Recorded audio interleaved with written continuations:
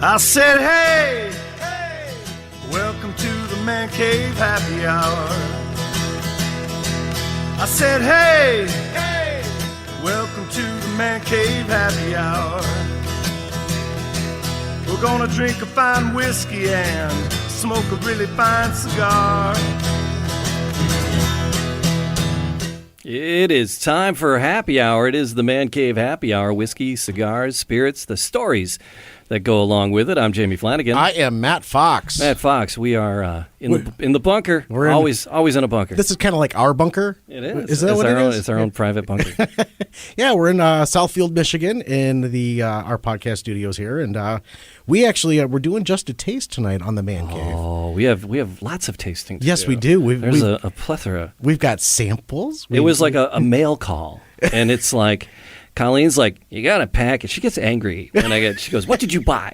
And I'm like, no, honey, they're samples in these gorgeous, oh my gosh, gorgeous bottles. These. Just amazing. We're going to find out about the packaging, the coloring, yep. And all kinds of stuff because we're going right to the horse's mouth on this one. We kind of are. This was a lovely, lovely mail call from Bladnoch Distillery. Bladnoch. Mm-hmm. We didn't do an unboxing. I know. Darn. I know. But it's a blended Scotch whiskey. I am very, very excited to It's Scotch, Matt. What do we know if it's Scotch? Scotch makes your pants fall down?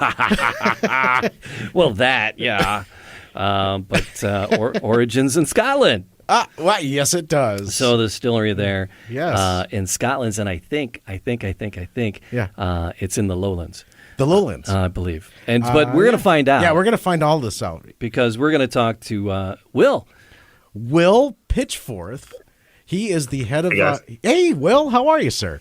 Will, you're the head of commercial for Bladnoch Distillery, and you've been in the industry for quite a while now, but you've really kind of moved around and got yourself acclimated to the spirits industry, and I'm really excited to learn about your history, as is Jamie. That is it, really, because Will, I mean, we want to talk about the Scotch. We have these two fabulous bottles. You guys have an array of different expressions that we can learn about. But before we do that, Will, tell me about your childhood. Yeah. Well, I think you can tell by my accent that I'm not Scottish. In fact, I am from the antipodes of Scotland. I'm from New Zealand, little isle in the South Pacific, known to many Americans as home of Lord of the Rings, kiwi birds, and pristine nature. So actually not too different in terms of the countryside to Scotland. But now I live here in Australia, which is where David, the owner of Bladnoch, also lives.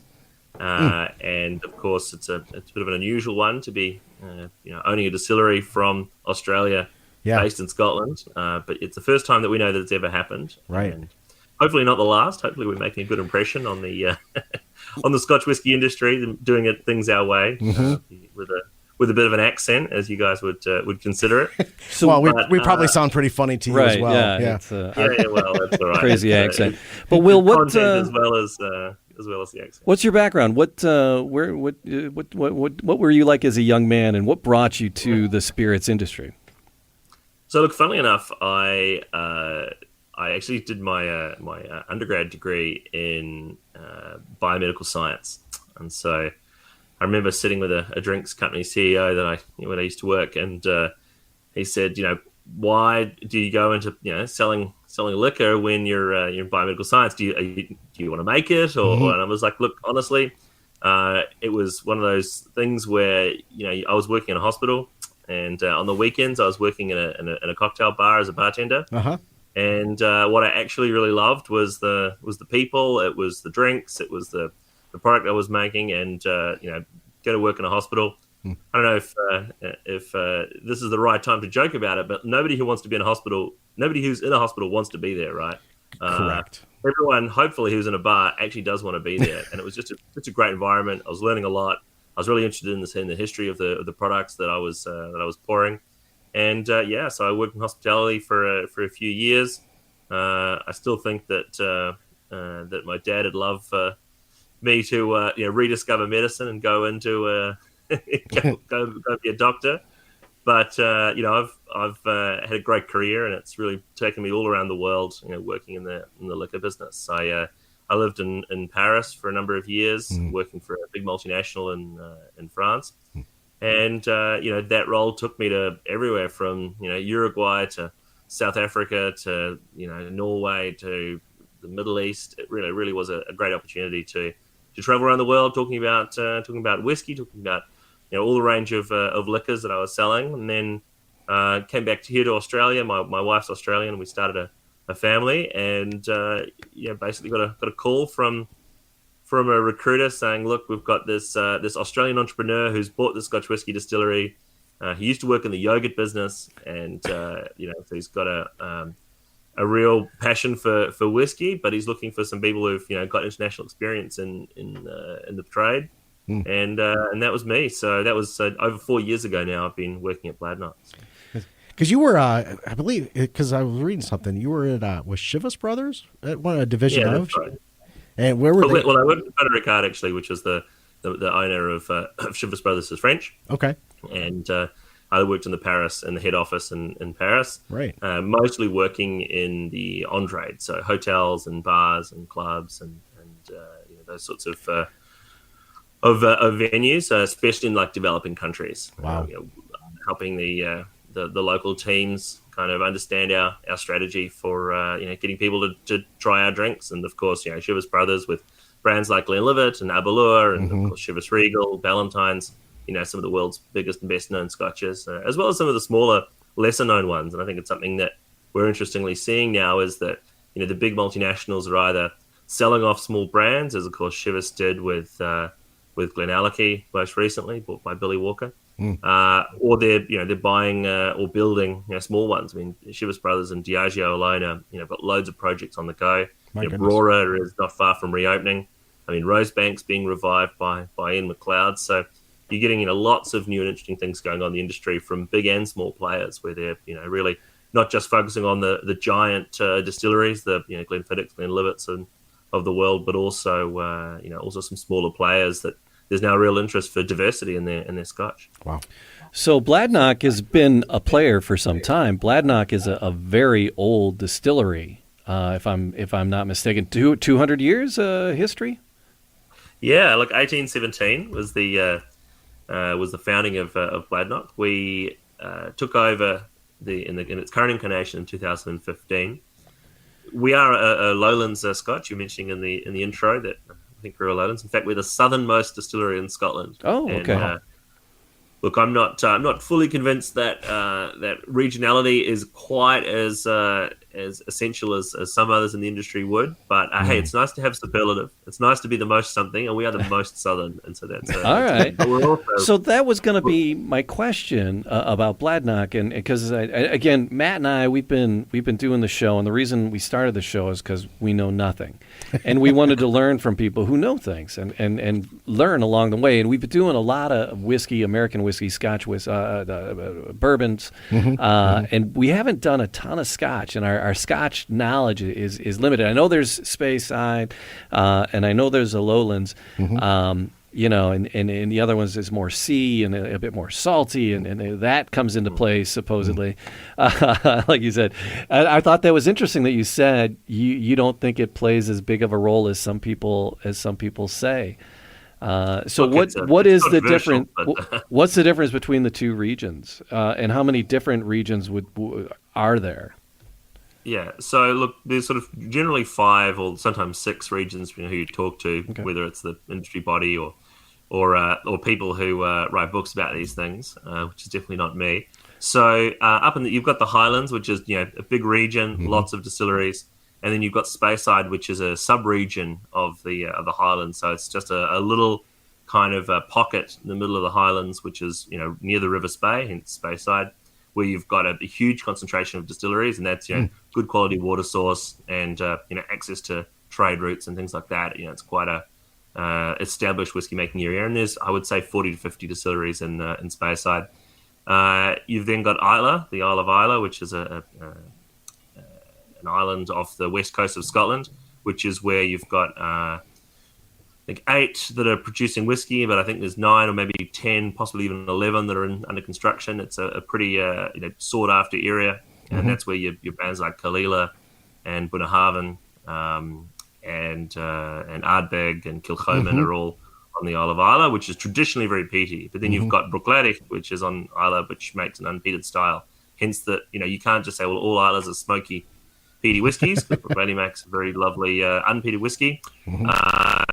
And there are distilleries on the mainland that make peated whiskey. So people like, the regions, because it's like with wine, it kind of helps you orientate yourself towards what have I tried from the lowlands. But there's so much character that comes from the distillery itself, and you got to remember, just because something's distilled in Islay, it doesn't have to be aged. You can take the barrel to the mainland and age it there. You have something in the lowlands that goes up north to the highlands and ages, and so there's an element of the distillery character, but also where it ages. If that makes a difference, you don't know where your cask has been aged, and so it's not a surefire way of tracking it. So, in terms of the lowlands where we are, there's really only half a dozen distilleries that are making volume where you would ever see it in the United States. So luckily Bladnoch's joined that crew, but the two that are probably best known are Auchentoshan and Glenkinchie. So those would be relatively well known. But again, the lowlands region, I mean, you go into a Total Wine or a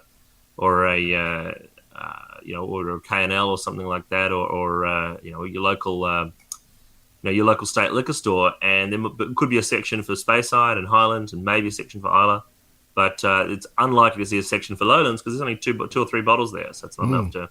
So we're trying to support the Lowland area because it gets us a shelf. And, you want your own shelf, you've made it. So there's a couple of other Lowland distilleries. I mentioned Rosebank, which is being rebuilt. I mean, that was a bit of a titan of the Lowlands in recent years, as these older expressions are fetching some pretty crazy prices. And there's Annandale not far away from us. You've got Glasgow Distillery Company. There's loads underway that are being. You've got Borders Distillery. Generally, these ones don't make it over to the US though, and especially with what's going on the last couple of years in the US, it's a pretty tough time for scotches over that way. So Bladnoch, how many different expressions are there? Because we're looking at the Pure Scots, the blends, but I know you have several expressions. Sure. So look, the first thing that we started with was Pure Scot, our blended whiskey, and Bladnoch came later. There had to be a process of tasting all the barrels and formulating some new expressions. It was obviously brand new packaging as well. That was a big process. We had these fantastic square bottles, which I know you guys don't have, but please share. For those that are watching on video here with us. Look at the bottle. Look at that. So this is a Bladnoch 19-year-old. This is one of our newest expressions. Not yet in the US. Probably around holiday times. This one will come to the US, and this is a PX cask matured. So this is a lovely, very rich 19-year-old single malt. So quite a different looking bottle to most of the other whiskeys out there.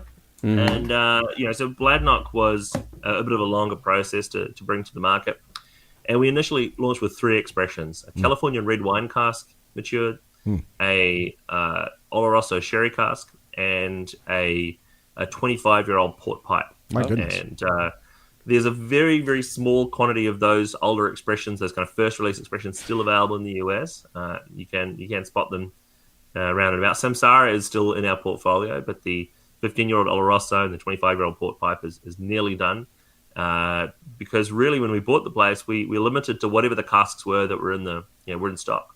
Once they're gone, they're gone. That's the sad thing about whiskey. You can't kind of pick that flower twice. Right. Unfortunately, once it's gone, it's gone, and therefore we've developed our range. And a new master distiller, well, he's not so new anymore. He's been here for a couple of years. Nick Savage. He's developed a whole new range of whiskies, and so we have still the 2 Pure Scots that you've got in front of you. We released earlier this year a peated Pure Scot called Midnight Peach. Oh, I know that some people are listening, and this makes some great radio. But here's the Midnight Peach. Okay. Midnight Peach flavor, which is the smoky, sort of peaty cask finished Pure Scot. Oh. And also a whole lot of new Bladnoch expressions. So a new basically the kind of the hero product of Bladnoch, which is called Vinaya, which is a sherry cask. Got an 11-year-old, which is a bourbon cask, a 14-year-old, which is the new Oloroso expression, the 19, which just showed you guys before, the PX, and there's still new things coming out. We're a relatively small production distillery compared to some of the others in the game, and that means that smaller limited releases just has to be what we do. We haven't got the ability to get a bottle on every shelf, although we are growing, and of course there's new casks that become old enough to bottle every year, and so those are helping us scale up. So two things then, Jamie. Road trip. Yeah. Oh yeah. We need to take a road trip. Sure. And then secondly, one of the things that we've learned by doing the show, Will, is that on the Bourbon Trail in Kentucky, every distillery is very friendly with one another. And you just rattled off and shared with us 10 different distilleries. Do you guys collaborate and come together every once in a while and just kind of share ideas as to what's going on out in the market? Well, one of the things that it's essential to remember about blends is that you can't make a blend if you've only got one distillery. It's in the word, it's a blend. Yeah. And I think some people probably haven't realized that if you take a 5-year-old Bladnoch and a 10-year-old Bladnoch and a 15-year-old Bladnoch, it's called Bladnoch. Yeah. It's still a single malt, and that's something that I think some people haven't quite realized, is that it's not a blend if it's all from the same distillery. The way you make it a blend is you blend it with someone else's whiskey. And so that requires relationships, because most of the major companies make blends, whether it's the huge ones like Johnny Walker and Chivas, or whether it's a smaller brand like Pure Scot. There's a need to source whiskies from other distilleries, and a lot of these recipes are very old. And when you're in a business like ours, where distilleries get sold and bought and change hands all the time, it's a tough game if you have to use only brands of single malt of the distilleries you own. And therefore, the relationships absolutely do transcend, whoever happens to own a distillery at the time. Because if you need a particular whiskey to help make your proprietary house blend, then you still need a bit of a line on getting the whiskey. There's swaps that go on where I'll send you some barrels of mine, you send me some barrels of yours, but I'm talking regularly to the teams at Diageo or William Grant and much smaller distilleries as well. We help each other out, because we're going to stick together. Scotch versus the world. It's a geographically pretty small place, and but we've got this amazing brand in Bladnoch, but we've got an even stronger international brand with Scotch whiskey, and that's in everybody's interest to protect it. So when things like the infamous tariffs come up, we all band together to go, how do we knock those over? Which obviously we're very happy that they're suspended for now. So. Yeah. So, but before we dive into the tastes of these, you're talking about, scotches against the world and protecting each other. But you guys are also doing some work to protect the environment and to protect, is it a river, the Bladnoch River? You're doing some work in giving back and trying to do some preservation. What's that project all about? So when David was looking for what could he get into after he got out of the yogurt business when he sold his last company, one thing that really I think drove him was looking beyond just what's going to make profit and what's going to enrich me further. The guy had done very well already. It was thinking beyond that and about what's my impact going to be, and the legacy that's left on the world. So he established a family charity called the Bry Family Foundation, and they've selected a number of causes which they're really involved with, and a lot of them are around conservation.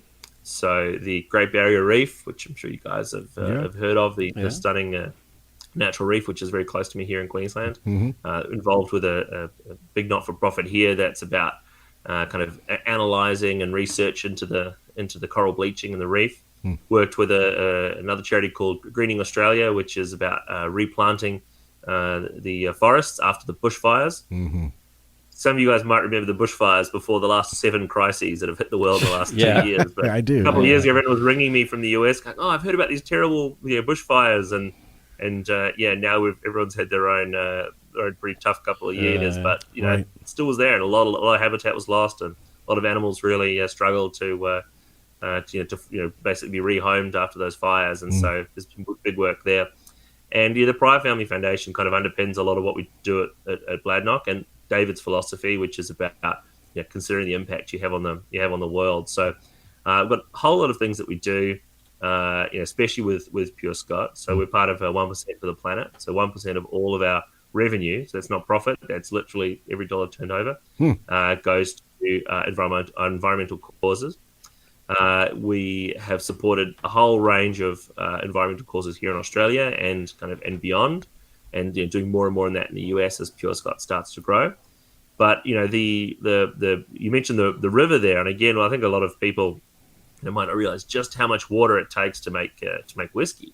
You've got water that goes into the mash, and you've got water that cools down the stills. We don't have a refrigerator to chill down the pipes. We use river water, and so we've worked really closely with the Scottish Environmental Protection Agency, SEPA, to ensure that we absolutely care about the impact that we have on the river. And it's great fishing, great angling off the banks of the River Bladnoch. So it's important that, especially for our distillery manager, who at the end of his day, he's guaranteed to be seen with a fishing rod, a brown trout or a salmon out of the river. And so I think that we have been there for 200 years, and 200 years ago there weren't a whole lot of the highly efficient but also environmentally destructive factory and manufacturing processes that there are today.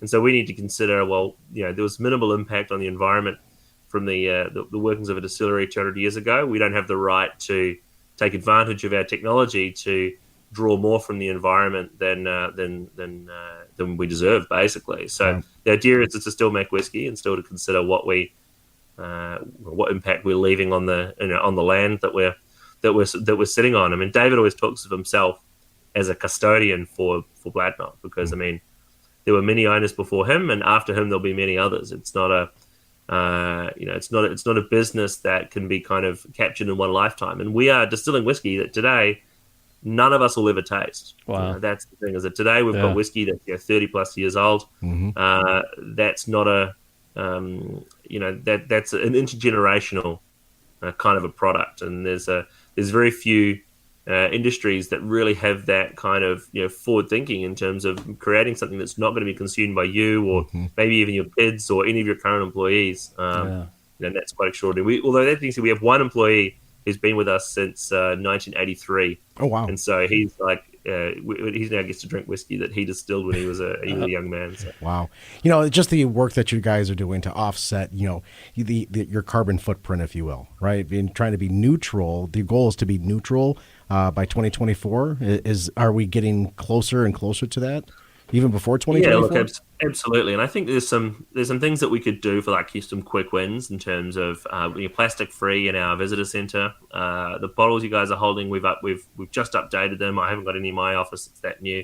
But to remove any plastics outside of the label, and that was the last plastic component. So it's completely plastic free in the bottle. So it'll just be. I say aluminium because I say it right, but you guys say aluminum, which is what the cap's made of, which is fully recyclable. The glass is a high recyclable content. The label is actually made of a special material that's got crushed barley in it. So the barley that we use to make it, it's recycled out of crushed barley. In the new direction, we've obviously wood in the top. So we're thinking about lots of other ways that we can really change the physical product. And in a more long-term sense, our team in the UK are led by Nick Savage, are really looking at ways that they can, source raw materials, whether that's what we use to power the distillery or the sourcing that we get of all of our raw materials, to make sure that we really reduce the amount of carbon we're putting into the environment. And then, of course, it's looking at the other projects that we can do in terms of sequestering that carbon back out of the environment to make sure that we are net neutral by 2024. So it's tough to do, but it's such a great thing that you guys are doing, because everyone's got to be conscious of their own carbon footprint, but you guys are taking it to that next level by looking at every element of the packaging and the Scotch, the blend itself. Everything that you're doing to it is just going to help everyone in the long run. My great grandkids, for example, if they end up over in the UK or in Scotland or what have you, hopefully they get to travel. But still, the work that you're doing now is just leaving that legacy, as you were talking earlier. So as I say, we're creating whiskey for our kids and grandkids to drink. We want to make sure that they're drinking it in a world that that they're enjoying, that they can enjoy their Scotch in. So. Yep. So let's get inside these bottles. So we got the Pure Scot Virgin Oak 43, and then just the Pure Scot Pure there. Scot. Are these the flagships? What can you tell us about these guys in particular? The bottle that Matt's got is the flagship, the Pure Scot signature. It was the first one that we released, and it's kind of the original blend. So shall we start there? Yeah, let's start there. So David actually started thinking about Pure Scot before he even owned Bladnoch. Always, really passionate about whiskey. Since he was a young man, he'd have a whiskey with his dad, and started really coming up with an idea to make his own Scotch whiskey, blended Scotch whiskey. So is Pure Scot his? Was that when it came to fruition when he took over? Exactly. So he started thinking about Pure Scot. He came up with the name, the brand, before he even bought Bladnoch. And we bought Bladnoch. Well, that's one of the whiskies that now goes into the Pure Scot blend. But the name, the look, the packaging, everything of that is from David. Okay. And the idea is to make a blend that probably is most similar to the classic Lowland style, which is very light, quite floral. A little bit honey and heather. It's not a big, punchy, smoky, sting the roof of your mouth kind of whiskey. It's 40%, which is the minimum allowed in Scotland. But the flavor is pretty soft. So this is one that very easily can be drunk by itself. But we are really embracing putting Pure Scot, mixing it, putting it into a cocktail, putting it into a mixed drink. Which, if you go to Scotland, in some regions that's still a capital offence. You are not to mix Scotch. There's a few ridiculous memes going around the internet on some of the Scotch groups that I'm on where they're like, I'm in, the guy's sitting next to the other one and they're in hell, and he goes, oh, what are you in here for? He's like, oh, I'm here for murder. What about you? Oh, I mixed 23-year-old single malt with Coke. And, yeah. That attitude really prevails in a lot of Scotch drinking circles, but also in Scotland. But at the end of the day, not everybody is drinking their Scotch in the nice little clean glass. Neat, and not everybody can or really wants to. So by saying you can't mix Scotch, you're meaning that a whole range of people are missing out on the experience of drinking Scotch whiskey. And there are some great ways to enjoy it. Whether it's with a simple soda or to make a highball, or whether you're mixing it in a cocktail. There's some great cocktails, classics like the whiskey sour or a Rob Roy or even a Rusty Nail. But then more modern ones like the penicillin, fantastic. Probably my favorite Scotch cocktail created by an Australian bartender in New York. Did you say the penicillin? Penicillin, yeah. This is the real. You need to put a little disclaimer down the bottom, but this is the real fighter for the virus. It's a good shot of Scotch whiskey, honey and ginger syrup, lemon juice, and with a little spray of very peaty whiskey across the top. So, I feel a little pre-skiing coming on here. That'll really clear away the. Those guys were on tour. They were doing a promotional tour for a different Scotch brand, and they came through Detroit. And they were pouring, he was making the penicillin. It was cool. I got to meet those guys. It was kind of neat. It was fun to have those cocktails, and it does, because people often think of Scotch as a neat or on the rocks, and not necessarily as a base and a mix. Right. So, but I'm looking. The rocks is controversial. There are some that'll say you shouldn't even put ice in there. Right. I had this conversation with one of my friends who works in the distillery, and I was over there, and it was a hot day for Scotland, so it was like 70 degrees or something. So everyone was in their t-shirt, and I had a couple of ice cubes in my Pure Scot, and he said, "Oh, look, the only thing you should add to Scotch is more Scotch." And look, at the end of the day, room temperature here, where I am here in the north of Australia, might be on a summer's day 110, 115. So it's a very different world drinking a Scotch on a 110-degree day without an ice cube in it. Sure. And I think Scotland would literally incinerate itself if it got above 100. So, everyone's different around the world. We want them enjoying Scotch. And I think that this obsession with these are the rules you have to enjoy it, it puts a lot of people off. And so when we talk about Pure Scot especially, we try and say to people, look, do it your way and enjoy it. I mean, that being said, I've seen some pretty odd ones. I had a guy mix a Pure Scot with a seltzer, and I was like, I feel like you're pushing it a little bit far. But hey, you do you, buddy. Whatever keeps you happy. So. Yeah, I'd give him the side eye. Like, really? Come on. Yeah. So on the nose, you think Scotch, and you're thinking, oh, it's going to be peaty, Right. and I wasn't getting any of that on the nose. No. When I first sniffed it, I was like, oh, this is like almost like the sweet, almost like a bourbon. And when you said honey, and I'm like, okay, so there's the sweet, there's the honey. Yeah. Just aromatic, very, like you said, very light. Just to get aromatically, and when you taste something, we always try it neat the first time Sure. we try something, right? Yeah. Because we like to enjoy, at its essence, if you will, right?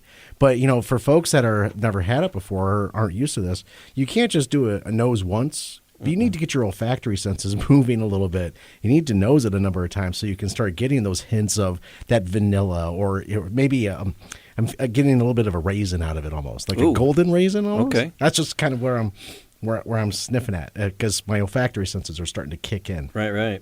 I cheated. I dove in. I took Did a you? sip, and I get the peat in the sipping. Yeah, it's decidedly a Scotch once you get the sip. On the nose, I wouldn't. If you gave it to me and sniff this, I'd be like, "What is it?" I'll go, "It's a whiskey. It's a bourbon." And on the taste, wait, we're back to Scotch for sure. For me, right? For you, a little bit of peat in there, but you only need a little bit to be able to taste it. So it's certainly not a peat forward Scotch. We have the midnight peat, which is for the lovers of a smokier style. But this one really only has the tiniest hint of peated Scotch in the blend. But I wasn't getting anything on the nose.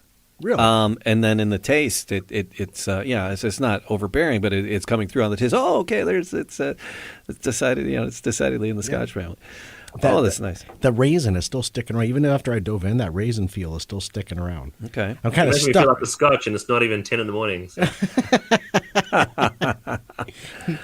Yeah, I was getting some kind of fruit. I'll agree with it. I wasn't putting my finger on the fruit, but so I'll agree with that. Yeah. I'm open to suggestions. And at 40%, you are kind of susceptible to persuasion there. But at 80% or 80 proof, it sticks because the legs on the glass. Yeah. No, the oils that are in there. Just when I see that, I just know that the it's going to stick on your palate for a little bit longer. So you're able to enjoy it a little bit longer as well without having to dive in so many times. Does that make sense?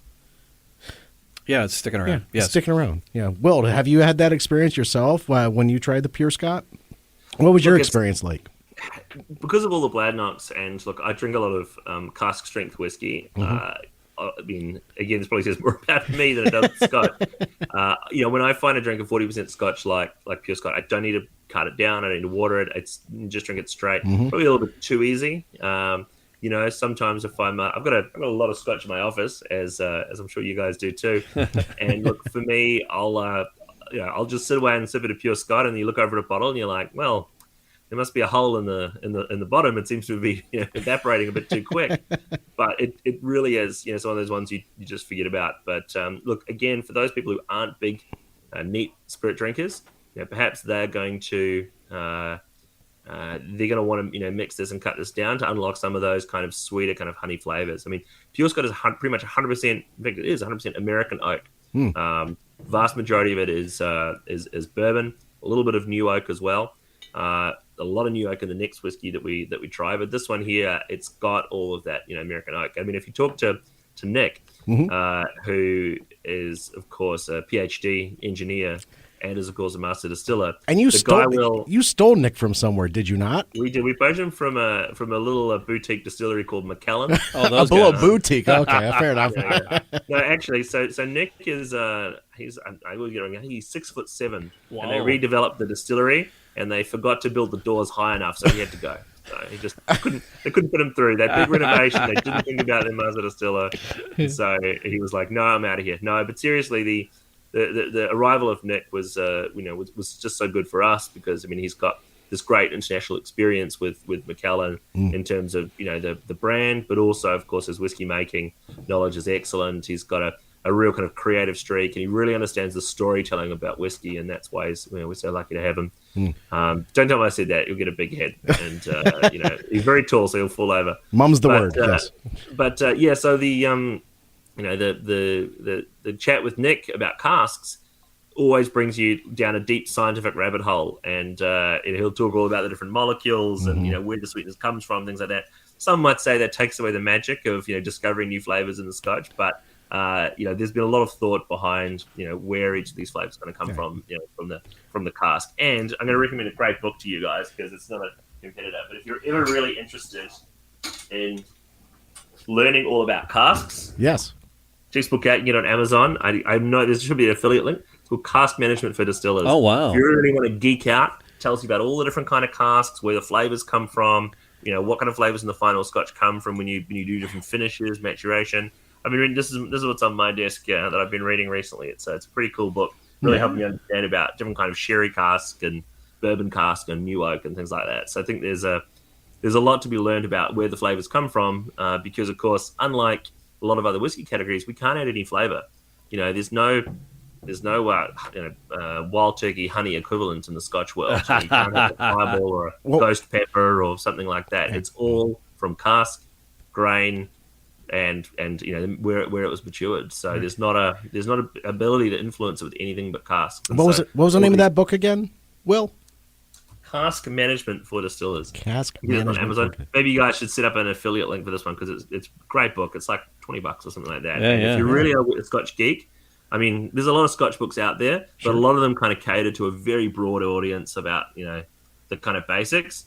But if you ever want to go a little bit further, I think this is a cool book because sometimes, we'll be offered a cask and I'll be like, I really want to understand a little bit more about that. And this is a good book for me to understand. I mean, Nick's obviously the real expert in it, and it'll be a long time before I catch up to him. But stuff like this really helps me kind of understand his craft a bit more. And when we're telling stories about flavors. He became a mad scientist for a reason, right?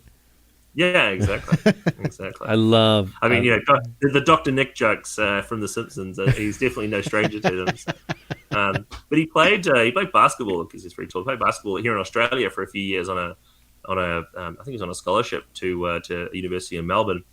So he knows Australia and he knows kind of what we're like, and he's used to the quirks of working for an Australian boss, and that's that's quite a help when it comes to working halfway across the world. I mean, we haven't been to the distillery, David and I, for 2 years, and again, Nick's been fantastic to kind of lead the team without us all having to be in the same room. So it's been a great asset having him on. No. Thank you for sharing the Pure Scot with us this evening. Well, it's just Well, we got another one. Yeah, we do. So this one, the Pure Scot Virgin Oak, because you said that was finished in oak barrels. Yes. Well, I mean, all Scotch is finished in oak barrels, but this was matured in a range of American oak barrels, and then we got them from a range of distillers and then blended it together. So with Pure Scot Virgin Oak, what we've done there is taken the blend that we made, so the exact same blend as Pure Scot, but then taken them the finish and then aged it again. So normally, you get the casks, you blend them together, and then the next day they get put into a bottle. Whereas with us, we've taken the blend, and rather than bottling it, we've taken it and put it back into a new cask and aged it again for around 9 months. But it's in brand new virgin oak casks, so the same cask that you're using to make bourbon. And this gives it a massive punch of that oaky flavor. New oak has got all those fresh, basically, untouched kind of compounds and molecules in the barrel and the wood that give it lots of vanilla, lots of sweet, and a real kind of oaky flavor to it. So this was actually a formulation that was designed for the US market. Looking at what can we do for an American consumer who loves that bourbon flavor and they love that slow sweet taste. And that's the virgin oak as the result of it. So it's a good market for us in the US. I'm gonna pop the lid on this. Here we go. Oh, such a lovely sound. All right, there we go. The fresh open. All right. So, but why Virgin Oak 43? What does the 43 represent? So it's 43% or 86 proof. Fair play. And it's just bottled at a higher strength because that's really what kind of carries the flavour. I've got like a Pavlovian response. I'm salivating when I hear that pop of the book. Yeah, I know. Oh, God. It's like breakfast time there, isn't it, Will? Yeah, exactly. I'll do that. I've got a friend who always posts on Facebook as breakfast whiskey, but he's a doctor, so I worry whether that's the real situation or not. There's no surgery today. What could go wrong? So they're all finished in virgin oak casks, right? Yeah, well, 43? exactly. So the finished blend goes back into a cask at Bladnoch. So you can go to Bladnoch when you guys do that road trip. Yeah. You'll probably be there before I will, and you'll be able to see a cask of Pure Scot maturing. And that's unusual because, of course, blends are from multiple distilleries, so you can't visit a distillery and see a blend in a cask. Right. But with Pure Scot, you absolutely can. You can see those casks aging. So it's got a lovely richness to it. I think Pure Scot is exceptional. I'm even going to open my bottle and have a smell of it. All right, fair enough. Oh, my. Hey, got to start the day off some way. So on the nose, similar. Yeah, it's more. I get more oak off the nose than the Pure Scot. It's not an ethanol smell, but you can smell it's stronger. It has you can. I was picking up that it was stronger. And again, maybe I'm just susceptible that I know it's a slightly stronger, right. but I was smelling it was stronger, and then the taste. Right. I haven't tasted it yet, but I'm getting a little bit of sweetness on the nose even, because the oak is there, but the oak is providing that sweetness nose. Right. So There's no missing it on the palate, that's for sure. Right. And it's the S word.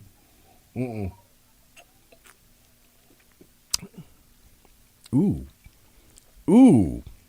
Okay. All right. So Use the S word. no, I ain't saying it because I hate that word. I'm not using that word. Smooth? I bet you it's smooth. Yeah, Smooth. you got it. It is. We don't. We just that word just is like.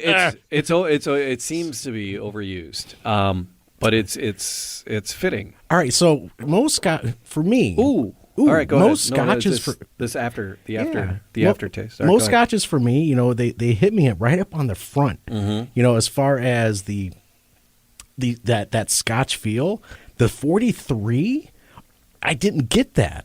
I don't know if it's because my palate has already been saturated with the first. No, this I don't get that immediate like Scotch feel right off the bat. I get more of that.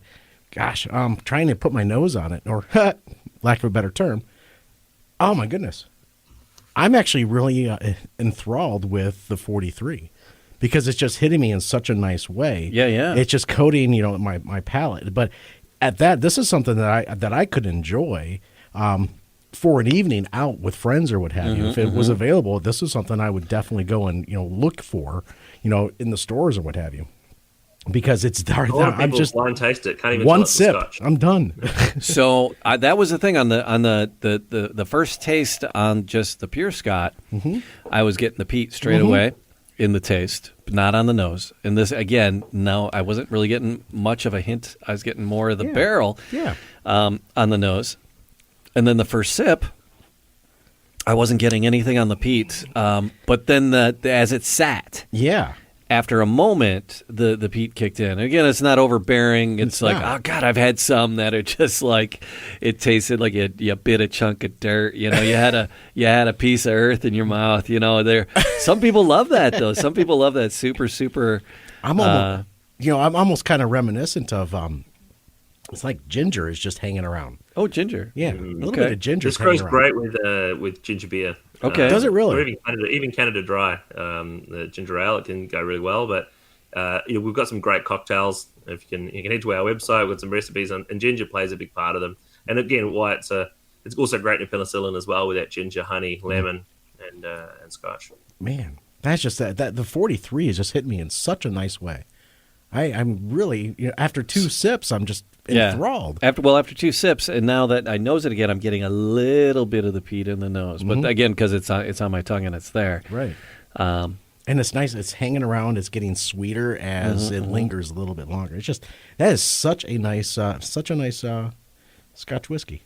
So I was expecting more, because the proof is slightly higher. I was expecting more of a bite, and when I sipped it, that's where I was like, oh, it's very smooth. That damn word. So was that your goal with this? Is it? Yeah, it's always look. It's definitely the goal to make Matt make all those noises. Yeah. Ooh. I'm sure your microphone picked them up. Yeah. Oh, they did. They did.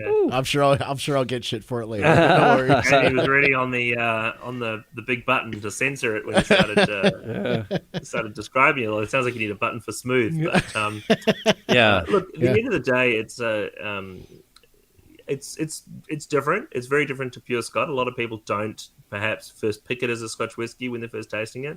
They might know it's a whiskey, but perhaps not a Scotch.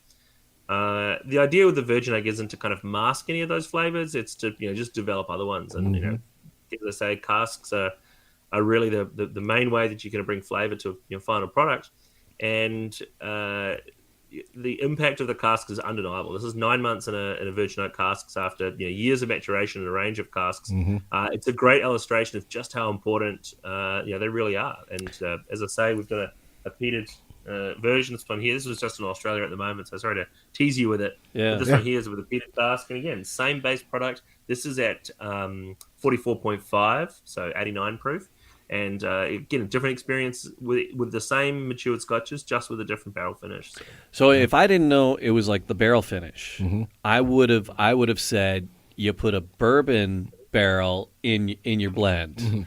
I would have called it. So they added a bourbon into the blend, but then it would no longer be a Scotch, right? But so that's the way around it, is to barrel it up again and let the barrel do the work, and infuse that portion of the profile. That's nice. So these are readily available stateside. Yeah. So look. The US is a challenging market. I won't. We're huge, man. Yeah, it's like 50 countries, really. Texas alone, it's like it's 50 countries. You're not wrong. So the best way, honestly, to find these is just to head to our website, bladnoch.com. Click that you're in the US, and we've got a partnership with Reserve Bar. And if you just go to our website, put your state in, they'll find a bottle and get it to you. And we're available in pretty much all the states. And if you're in a state where they don't deliver to, then you know a guy somewhere else, because you suffer not just with our products but with everything. Any of the real tightly controlled state liquor board places. But good availability in Florida, in New York, New Jersey, in California, Washington. We're in Colorado, Georgia, Tennessee, Kentucky. Where else are we? Are we in? You didn't say Michigan Oregon. yet. You didn't say Michigan yet, did you? Is Michigan state liquor? Have you got a state liquor control, or is it open state? I don't. Yeah, we got a liquor control. Like a It's liquor liquor store, control, like a state liquor store in Michigan. Yeah, oh yeah. Yeah, that is a challenge. It really is, because the decisions are made by some faceless bureaucrat rather than somebody who really loves his or his Scotch. So it is a bit of a challenge, but I'm sure you can probably get from somewhere else. We're in Illinois, which I know is not too far from you guys. No, Not at all. I'm actually going to be in New York in a couple of weeks, I think. I'm not sure yet, but pretty certain I'm going to be around. All right, so I might have to go to our website and order a bottle, and it'll be on the way. So yeah, fair enough. But you know what, Jamie, the price point, yeah, is the MSRP what I'm looking at here. And I didn't even know. I didn't even look. And I'm at winesearcher.com, all right, and on there, it's less than $35. Oh, okay. On the price point. And wow. that is, for what I'm getting out of it. No. That is something I would keep on my shelf at all times. Oh, yeah. For that price point. Yeah. So we got a rating, Will. It's screw, marry, kill. Yeah. It's like screw around town, maybe out and about. Kill is dead to me. I never tried again. Marry it. I'll buy it and bring it home. So Matt, screw, marry, kill. I'm gonna marry this and take it home. Fair play. That's all right. me. There you go. You, Jamie? We're wildly inappropriate. Will, I'd marry this. Yes. Yeah. This would be a Scotch that I would like to work with at home. Yeah. We got a couple bartenders that we know, Will, and we bring them in and they dazzle us with their concoctions. And I think this would be something fun for Tara, our bartender, to Mikey to work with. And do some magic with. Or Mikey and August, I think they'd have some fun with it too. Exactly. So I think it'd be fun. So in the States, with the whiskeys and the bourbons, all the rages are like store picks and single barrel picks and all that. I haven't really seen that in the Scotch world so much. That's a different beast, though. That's not something you guys do, or do you do special blends We for? absolutely do. So this is our store pick packaging.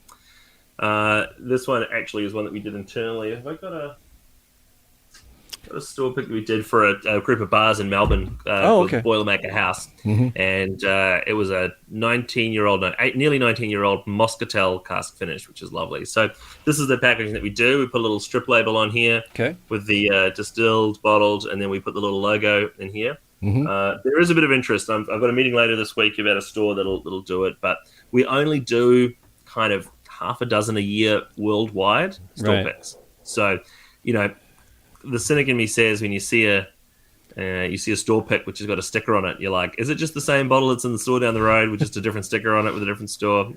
Not with us. Nope. We put the barrel number on there, and each of the bottles are hand numbered, so the barrels are very different, and each of those are actually selected by Nick Savage as well. And he goes, okay, here are the 6 casks that we'll do this year. Nice. Pull some samples, and then we find kind of our top clients that can get it, but.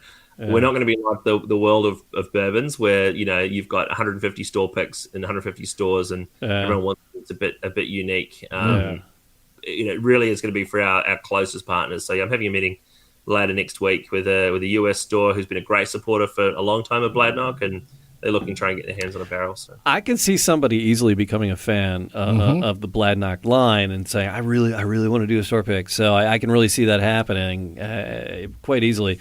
And then it's kind of exclusive. So, that's nice. Well, we need to get you guys some of our single malts as well. So maybe build up your bar and see where the kind of the journey progresses when you're going seeing our single malt Bladnoch. Maybe when this little puppy comes on the shelf. Although for the entire US, the allocation is 720 bottles. Wow. So, okay. Wow. Okay. That's a lot. we would be honored. Like 3,000 for the world, 3,400 bottles, and so you guys get a big percentage of that. But when you've only got such few casks as us, you can't do 100,000 bottles in a year, so it's pretty limited. So it would be a privilege. Hard to find. It would be a very big privilege to be able to experience that.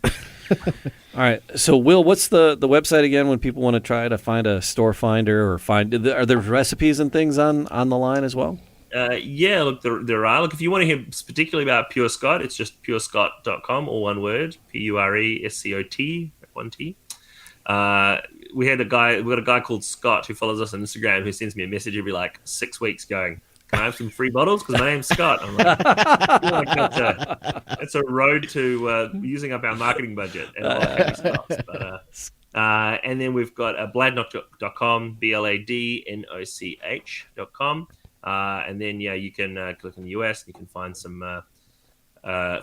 You can actually just buy it on our website, and then Reserve Bar will find where the bottle is, and they'll get it out to you. I've got a couple of stores on there. I need to update our store finder with some few new ones, but or just send us an email, and we'd love to help. We get emails from all around the United States, from all sorts of places, going, where do I find a bottle? And actually, we've had some states pick us up because they had a customer saying, I want to find Bladnoch, and then we escalate it to a store, and they escalate it to a distributor, and then we get a call, and that's how, in fact, we're in Georgia. So we just had the team from our Georgia distributor come to Scotland and do a tour because there's a guy there's got a local whiskey club, and he loves Bladnoch, and he got in touch with me, and basically he just kind of kept annoying the distributor in his liquor store and said, we have to get this in. Wow. And finally they know. Now they're our distributor, and so hello, I'm here. Hello.